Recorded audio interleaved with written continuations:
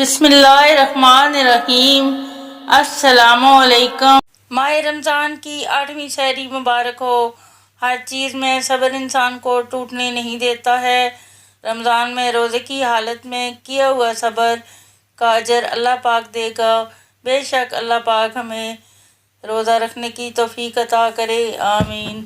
روزے دار رسول اللہ صلی اللہ علیہ وآلہ وسلم نے فرمایا، اس ذات کی قسم جس کے ہاتھ میں میری جان ہے، روزے دار کے منہ کی بو اللہ کے نزدیک کستوری کی خوشبو سے بھی زیادہ پسندیدہ اور پاکیزہ ہے۔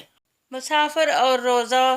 حضرت جابر بن عبداللہ رضی اللہ بیان کرتے ہیں کہ رسول اللہ صلی اللہ علیہ وآلہ وسلم ایک سفر غزوہ فتح میں تھے۔ آپ صلی اللہ علیہ وآلہ وسلم نے دیکھا کہ ایک شخص پر لوگوں نے سایہ کر رکھا ہے۔ آپ صلی اللہ علیہ وآلہ وسلم نے دریافت فرمایا کہ کیا بات ہے؟ لوگوں نے کہا کہ ایک روزے دار ہے۔ آپ صلی اللہ علیہ وآلہ وسلم نے فرمایا کہ سفر میں روزہ رکھنا اچھا کام نہیں ہے۔